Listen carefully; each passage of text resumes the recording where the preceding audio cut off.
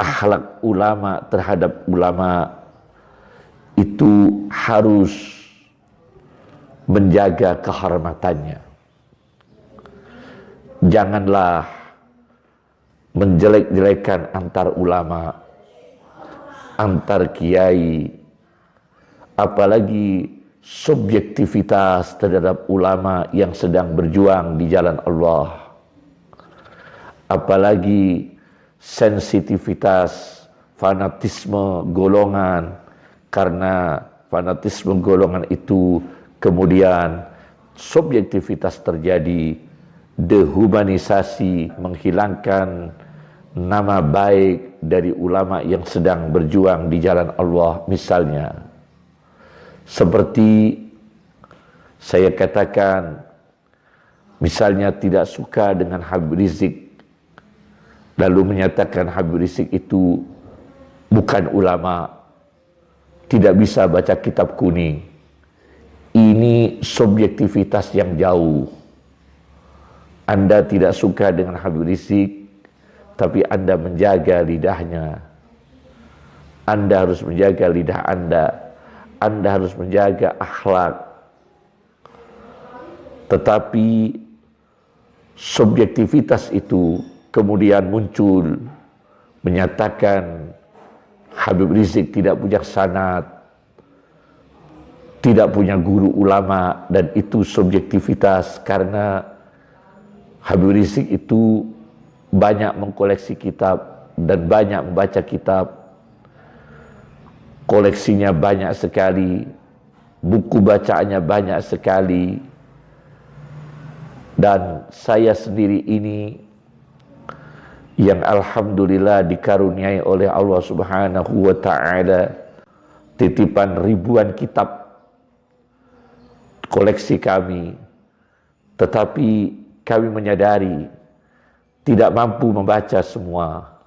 Nah, itu subjektivitas terhadap diri sendiri. Tetapi kita tetap terhadap ulama saling menghormati. Ya. Jadi Habib Rizik banyak koleksinya.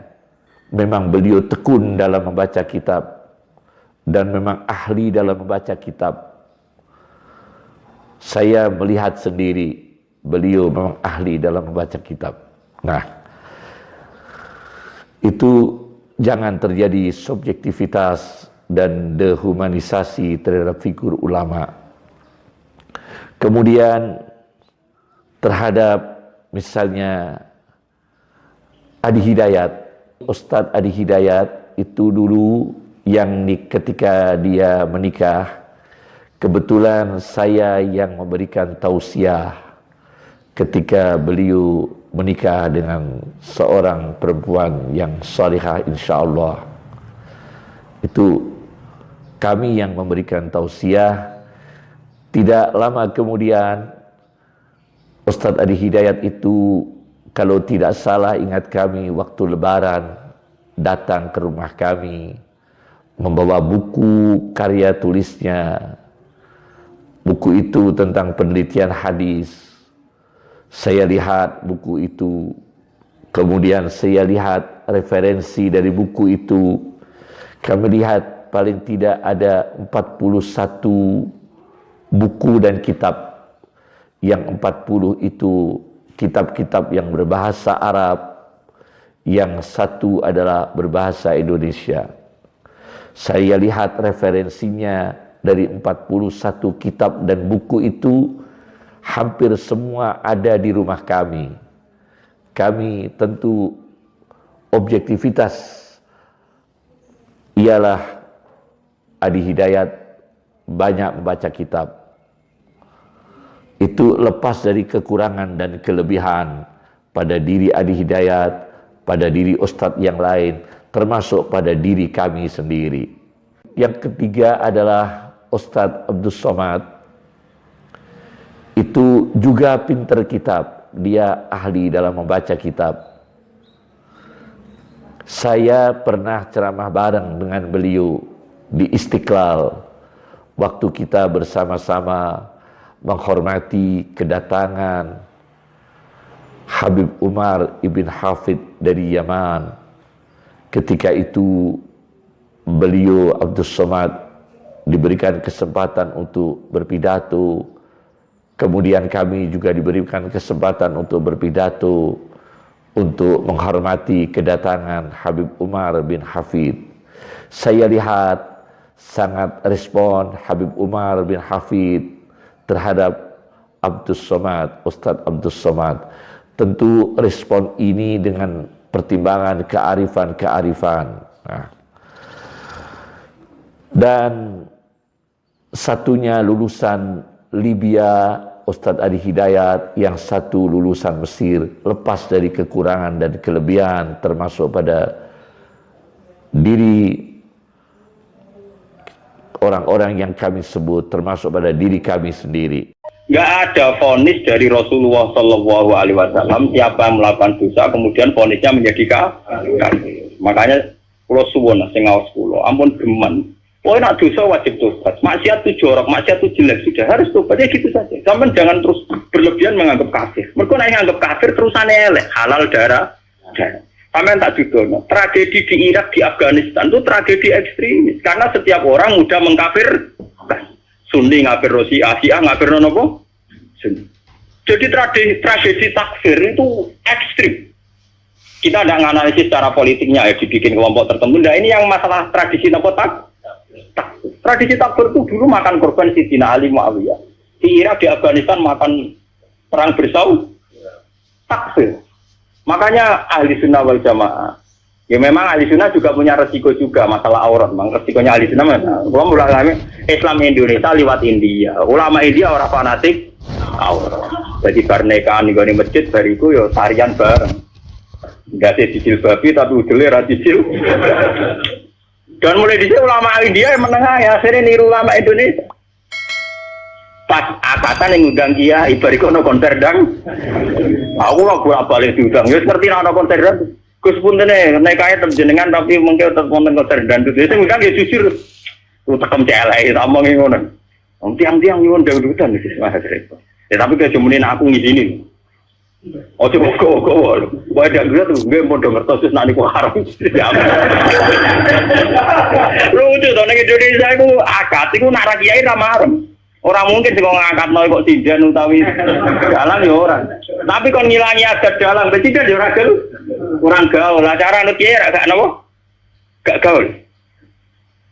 Mulai dulu lama ahli sunnah begitu itu diam. Wali songo mbek maksiat ngoten iki diam. Entah saya juga gak tahu sirrinya. Ahli sunnah mulai dulu melihat gitu-gitu memang diam. Meskipun ngaku itu ataful iman. Memang mulai dulu tradisinya begitu. Ya saya tidak tahu nanti tanggung jawabnya ning Allah kayak apa ya kita tidak tahu. Apa yang benar FPI apa ahli sunnah ya sama FPI juga ahli sunnah karena Habib Rizik itu ya Zuriya Rasul. Tapi kan kita adil, saya itu sering ditanya menurut jenengan Habib Rizik itu gimana? Habib Rizik itu Zuriya Rasul, nahi mungkar itu pasti baik. Tapi saya juga bilang Pak Quraisyab ya orang alim juga Zuriya Rasul dan cara pandang Pak Quraisyab ya kayak begitu. Kan nggak mungkin Pak Sinten Quraisy Sinten Pak Habib Rizik tak bandingno mazhab Rukin kan tidak mungkin. Ana kabeh langit sampai bumi. Enggak, kita kan makanya saya itu ingin ya yang ngaji saya. Kalau Anda itu ittiba sama habaib, ya bandingannya habaib. Saya ini orang alim tapi masih belajar. Saya baca ideologi FPI, saya juga baca bukunya Pak Sihab. Saya bahkan baca karangannya Mbah Soleh Darat, karangannya Kalijogo. Meskipun saya juga baca karangannya Sunan Giri, Sunan Ampel. Jadi saya itu baca mulai ulama yang ekstremis sampai ulama yang munafik. Karena saya orang alim. Orang alim itu harus punya bekal banyak. Kita jangan satu arah. Kalau sampean mengidolakan Habib yang keras karena itu Habib, gak Quraisyab apa tidak? Habib beliau juga profesor doktor orang ahli tafsir. Tapi beliau tenang saja. Wawancara nih Metro TV. Sing wawancara ini kok lho, bintang blotor lho. Wong sing wawancara ini tuh. Ini guru Pak Quraisyab mau ngalim soleh di wawancara ini ke tenang. Itu kan itu kan ngeri. Maksudnya ya kan banyak orang NU yang sampai nggak tahu Ustaz Somad itu kategorinya apa, Adi Hidayat banyak kan bodoh-bodoh NU ngundang mereka karena detailnya aja nggak tahu juga ngundang orang bahkan detailnya latar belakangnya butuh lagi kan? Iya.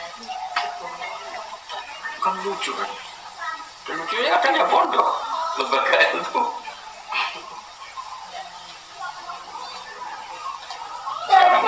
pada saya itu ada kesadaran. Jadi coba dengan yang pernah diaman, coba lagi dipikir lagi. Apa detail-detail apa. Kalau ngaji fikih jangan kan tahu ada hukum mujmal, ada hukum tafsir. Itu kalau ada ta'arud mujmal dan mufassal menang mufassal. Ini kalau ada hukum global yang detail itu menang yang detail. Itu kan. Nah, sekarang kita enggak malah dari ulama kita yang tahu ilmu detail mau diajak ke yang mufassal lagi. Lagi apa tadi? Jadi semai pinter tidak goblok. Yang mana? Saya bukan wali, masa bisa tahu? Tapi kalau saya ditanya, kan ada nih ya, yang ciri kedua ya. Kalau kita lihat langsung ingatkan sama Allah Ta'ala. Ya wali yang masih hidup kelihatan nyata ya Habib Rizik. Kalau saya ditanya, Habib Novel menurut anda wali Allah yang masih hidup siapa? Ya Habib Rizik siapa itu? Enggak usah cari yang lain, itu kelihatan mata. La yakhafu laumata lain. Tidak takut celaan orang yang mencela. Tidak takut hinaan orang yang menghina. Ya. Dan innama yakhshallaha min ibadihil ulama. Al-Qur'annya begitu. Yang bisa takut sama Allah itu hanyalah para ulama. Dan beliau orang yang ditakuti cuman Allah Ta'ala. Zahirnya kan begitu. Ini hukum zahir. Kalau ditanya, ya itu wali Allah. Nah, siapa lagi? Walid itu. Ya. Hah? Iya. Ali bin Abdul Rahman As-Segaf. Kenapa bisa katakan wali? Safar tiap hari itu ya, buat apa namanya, sholat subuh keliling. Udah berapa puluh tahun itu sholat subuh keliling itu. Paling susahnya sholat subuh beliau buat sholat subuh keliling. Dan saya lihat beliau dulu suka ngantarkan aulia. Kalau kita lihat Habib Abdul Qadir bin Ahmad Az-Segaf Jeddah itu Habib Ali selalu ada di sampingnya. Saya ada di sampingnya, di belakangnya, ngikutin gitu. Kelihatan tuh yang masih hidup. Ya tergantung kita mau sombong atau mau nundukkan diri. Kalau mau sombong dengan pandaimu, dengan gayamu, dengan hebatnya kamu berpikir, pandainya kamu berdalil, ya udah silahkan, kamu nggak dapat apa-apa. Tapi kalau mau merendahkan dirimu kepada orang-orang soleh tersebut, buang ilmumu, buang logikamu, buang kepandaianmu untuk menganalisa, buang semua itu, lihat itu yang nyata, zahir kelihatan, tundukkan dirimu, dapat barokahnya. Ya, cuman Rasulullah SAW yang begitu aja, sekitarnya banyak yang gak bisa lihat kok. Rasulullah yang sudah jelas seperti itu, akhlaknya, gantengnya, pandainya, mujizatnya, ya, yang di sekitarnya banyak yang gak bisa lihat. Betul atau betul nih? Iya. Maka wajar kalau ada orang soleh kok yang di sekitarnya gak bisa lihat kesolehannya, gak bisa lihat kewaliannya. Gak bisa ini, gak bisa ini, gak cocok nih wali, gak begitu wali. Nggak cocok ini, hebat. Ini bisa mengatakan nggak cocok dia wali, berarti dia lebih hebat dari wali. Bisa dipahami? Ya. Ini secara ilmiah loh ya, bukan apa namanya nafsu. Jadi tinjauan secara ilmiah. Kan ilmiahnya Al-Quran mengatakan itu, yang bisa takut kepada Allah hanyalah para ulama.